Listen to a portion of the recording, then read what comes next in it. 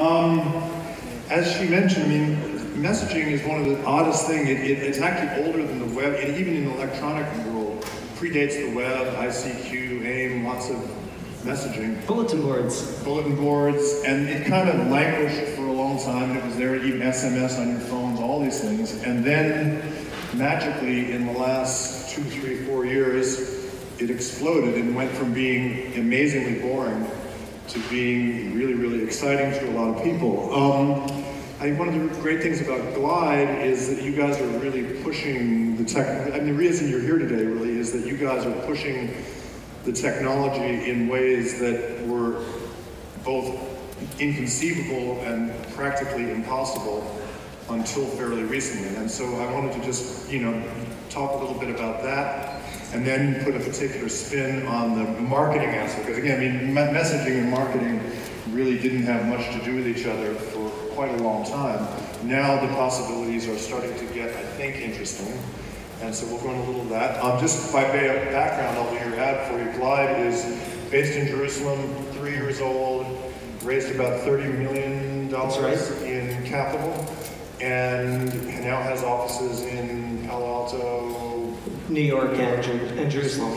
So they're on the move. And I guess my first question would just be, there's a crazy big space right now. You've got, I just made a quick WhatsApp, Messenger, Skype, Snapchat, Instagram, on and on, Kik. Why do you guys think, what do you bring to the party? What's Glide's contribution? Well, really what the main difference is that we're focused from the ground up on creating a video solution. We believe that the best way for two people to communicate is face-to-face communication. It's the reason why most of you are here today. It's the reason why people fly from one side of the planet to the other side of the planet for business meetings. When you see another person speak in their first language, not limited by any type of characters, you can connect with them and you can really understand what they're saying, so much more than 160 characters or any type of emoji. So whereas we see that all other messaging products really came to allow people more ways to either send text or then we expanded into photo, nobody really cornered the market on video messaging. And that, like you said, was a technical problem. Well, how do you differentiate video messaging from Skype or FaceTime? That's a great question. So on one end we have calling, where I ring you up and you have to stop what you're doing in the real world and then hop on the call with me, and we have a clear start and stop time.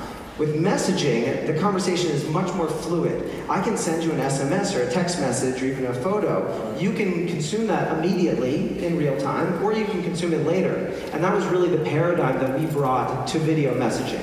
We don't want to be a video call, we want to be an instant video message. If you're available to watch it in real time, you can watch it. But you don't need to. Are there time constraints on any of this? Yes, we limit each of our messages to 5 minutes, but you can send as many as you want. 5 minutes of video is a lot. Yeah, but what it does is it allows people to express themselves without the constraint of something like a 30-second message or even a 10-second message. And you can rewatch the message as many times as you want, so you never have that fear of missing out. Ads, marketing, how do you see that progressing? I mean, I think you've been said no ads, we're not doing ads. Yes, we don't have any ads, but we do see the space for brands to use the power of video and face-to-face communication to develop intimate relationships with their customers, with the consumers and users of their products. Isn't that just kind of like sending them a commercial? Well, then it's about contextualization. If it's something that's general, I feel like it's a billboard, a video billboard that's being sent to me, then it's not personalized. But if it's actually contextual to who I am, where I am, what I'm doing, then it feels like it's a message to me, and then thus builds my relationship with the other organization. And how do you do that? I mean, one-to-one marketing is very expensive. How do you, AI. Absolutely. I think that's really where we're seeing, what are we talking about? We're talking about the evolution of messaging here. So from new methods of communication like video, and then also complementary technologies like artificial intelligence, really are going to couple together to solve these scalability problems of creating unique personalized experiences for consumers. You've got an Apple Watch on, and I think it's fair to say you guys are bullish about wearables. Oh, we're very excited specifically about the Apple Watch and about wearables in general. It's very interesting to see as people move farther and farther away from a dedicated brick in their pocket. The Glide app runs on an Apple Watch. Is it different from the desktop or other mobile apps? I mean, or is the Apple Watch one unique? So we were actually the first company that built a native video player for the Apple Watch. So we can actually play Glide video on the watch, and we're very excited about 2016 as more players come into the wearable space. But it doesn't have a camera, so how do you do a two-way? Just you wait. There'll be a camera on your wrist sooner than you think. And so I'm gonna, like right now, if your thing were to ring right now and your wife was there from Jerusalem, what would happen? Her face would pop up on. Her face would pop up, and I would be able to press play, and I could watch the video, and then I can respond back with either a pre-recorded message or an audio message. Is it real time also? Yeah, you can have real-time streaming from a wearable device. Speaking of real time, I'm noticing we don't have a clock here, guys, so unless you want us to go on for the next hour and a half, we need to get a clock. But okay. Okay, so AI is one of the pieces that you see coming in. I see also with the adoption of e-commerce within the messaging space, it opens up a whole new frontier, really, for brands and companies to be able to market, direct marketing to individuals. Let's look around. I mean, Snapchat Discover. Oh, that's a great example. What do you think about what they're doing? So I really like Snapchat Discover. I think that it's a great way to consume Explain content. what Snapchat Discover is, just for the people who don't know. So basically, if you swipe, I guess that's to the left, then what you get is a whole array of different companies that are creating content that you can watch. So I can watch MTV, I can watch a couple other things that historically I would have watched on an actual television. Now I can watch on my mobile phone. So it's really a focus on content discovery. And what's the advantage of doing that in a messaging environment? I think it answers the question of how do you use the product when you don't have anyone to talk to? So it's a complementary, almost side project within the application. What's some other things that interest you in the messaging space? Are there other people doing interesting things that you see with a marketing?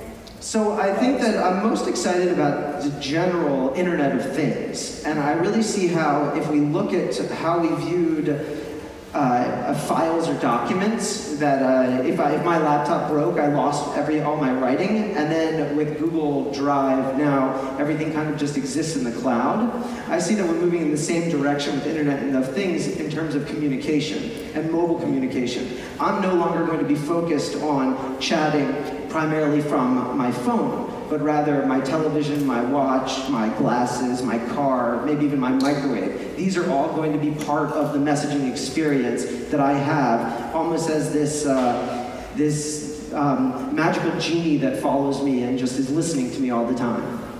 And so how does that work as a business model for you guys? With branded content? I mean, what's the obvious answers to that? Well, from the brand's perspective, I think allowing brands to connect, to target specific users and develop relationships with them in a scalable manner with clear call to actions that then have a clear return on investment where they can make money or close transactions, that this is going to be very powerful within the messaging space. And we're already seeing it on many of the messengers that are in the forefront today. Are you enough of a bull about messaging to see it? I mean, obviously among certain communities, young people, it's very, very, very big and very strong. Is it going to take some of the air away from, say, email? I think so. I think that the latency involved in email is a killer. Is just eventually something that people are not going to be comfortable waiting for a response. The lack of presence, the lack of initial feedback, the file format of it with the headers and the footers and kind of that thread that you build with all those lines that end up if you been forwarded a forward of a forward. So all of these kind of legacy elements of email are being repaired in the next generation communication, which is messaging. Right. But how about the balkanization? This is one of the things that irritates me about messaging is not remembering who's on what. If I want to talk to you, the nice thing about email is I don't have to worry about whether you're on Gmail or Yahoo. It's ubiquitous. Everybody gets it. Everybody's got. How do you? It just seems like the messaging world is fragmented in so many. You know, if let's say I were a marketer. Well, I'm going to be restricted to the universe of Glide users, or I'm going to be restricted to the universe of Snapchat. I mean, it's kind of not very pleasant to have to build for 16 different things. How do you see that playing out? I do see eventually that there will be a convergence, but I think that what you're expressing your frustration, and I think it's accurate, is that we are pretty far away, meaning within the lifetime of the circles of evolution of technology, before we'll really see a convergence. And that's a great thing because it allows for innovation like Glide. If there was only space for one messenger in the market, then you wouldn't be able to really push the envelope and try new things and experiment and fail quickly. Is anybody working on a kind of consolidated message reader that would allow you to, you know, work in, just pick, well, let's send a Snapchat message to Boom and it all in a single environment rather than having to have 16 apps on your phone?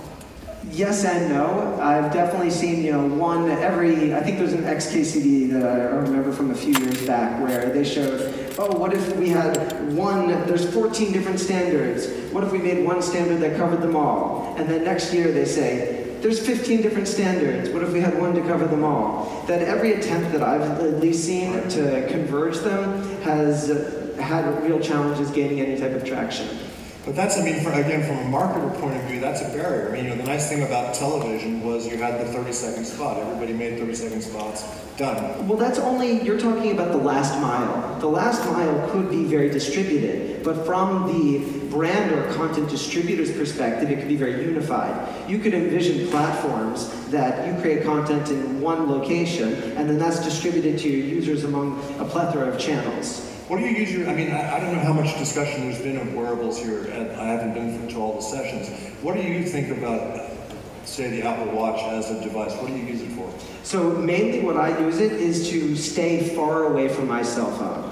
I find that I get about 500, 600 notifications a day. And on your phone? On my phone. And between everything from Facebook Messenger to WhatsApp to Slack to the news, information's always constantly coming in. And we have this Pavlovian response to stop what we're doing in the real world and to go into our pocket or into our purses and see what was that vibration. What do you get on your Apple Watch? With my Apple Watch, I can quickly and efficiently determine what is the priority of this incoming notification, and then be able to determine whether or not I should interrupt my interaction with the real world to then jump into my virtual world. So now, instead of pausing every time I get a notification, I pretty much only pause if I got an SMS from my wife or a fire email or something equivalent. So you're still getting all the same streams coming in, but how do you sort them out in that little teeny?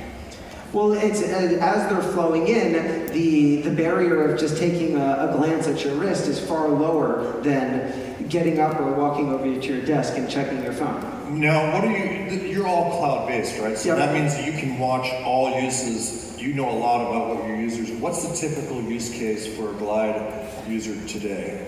Well, it's primarily small groups of people that have pre-existing relationships. And family is a great use case. Couples is another great use case. And what do they do? They'll just like once a day, mom will get on and send a message to everybody. Hi, kids. Actually, the average Glide user that's sending messages is sending 17 videos a day. So what's the typical duration? About 30 seconds. So what we see from that is that people really enjoy and become accustomed to video at the speed of texting. It's more personal, it's more convenient, and it's easier to really express yourself through video, through face-to-face messaging, as opposed to typing with your thumbs. Now, if Evan Spiegel were here, he'd say, well, Snapchat does that really easy, really fast. Why? Snapchat's a fabulous product, but it's not exactly in the traditional communication utility space. And that's really the space that we're trying to own from the video messaging perspective. Snapchat does a great job at being able to share stories, being able to consume content. And the fact that all the messages just disappear also lowers people's barrier. But that's a very different use case than when you want to have a group chat with your family that maybe your mother's in Florida, your brother's in Albany, and your sister's in St. Louis. Everybody has children, and now how did the children maintain an impactful relationship with each other? Yeah, I mean, many know, I think WeChat, most of the messaging services do have a video component. How is what you do different from them? Well, everybody else either goes for one or two directions. Either you have live video calling, which is very difficult to organize. It's something that happens at best on a weekly basis. For most people, it's on a monthly basis. Skype. Yeah, Skype is a great example of that, Google's Hangouts. And then on the other end, you have store and forward, which is, you could consider that more like a video voicemail. If I'm going to record on iMessage a 1-minute video, or if I'm going to record on my phone a 3-minute video and then try and email that to you, or WhatsApp that to you, it's going to take somewhere between 10 to 20 minutes before you can actually watch that on your phone. So that's not really a communication. That's kind of a cherry on top to another form of communication. It's almost an addition to text communication. But it's too slow to really be the kind of ping pong, almost a video walkie-talkie, real-time experience that Glide provides. So how do you market Glide?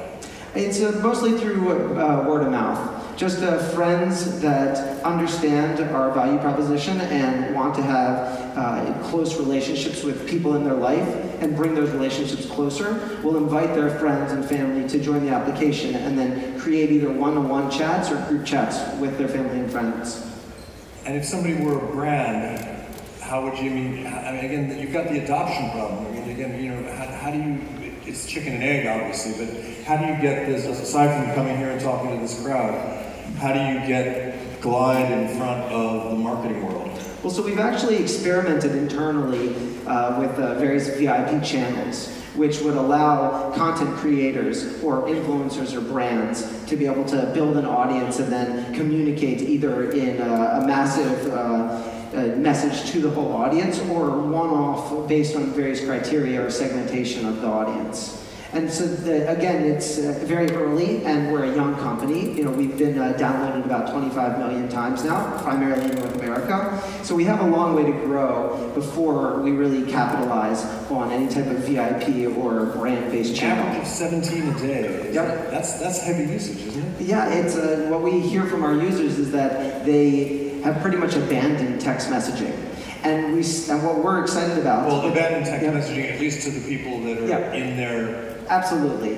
You're never going to kill text because it's so valuable for so many use cases, but it does have limitations that now we've overcome with advancements in technology. What's the biggest single group of Glide users that you can see that talk to each other?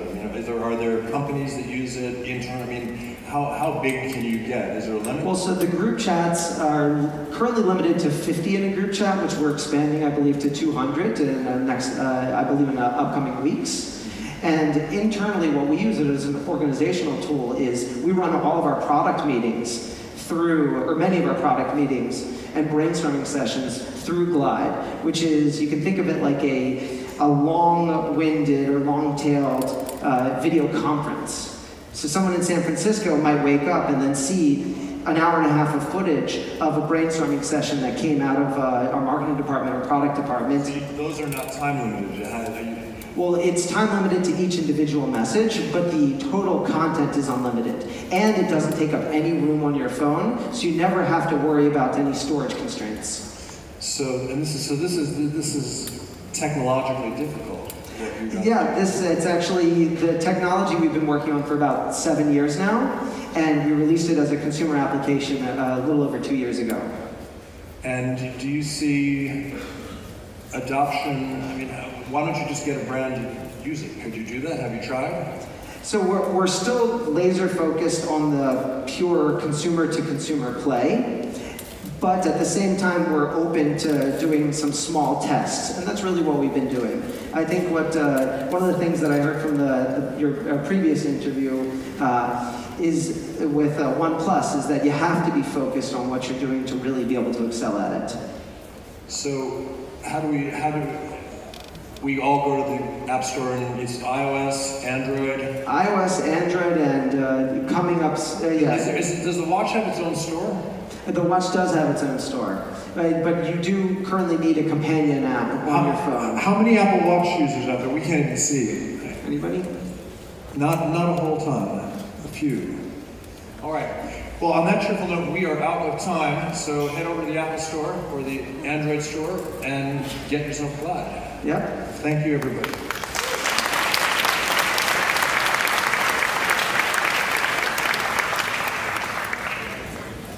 Okay, thank you. Okay, up next is our panel, which is titled Why Targeted Advertising Technology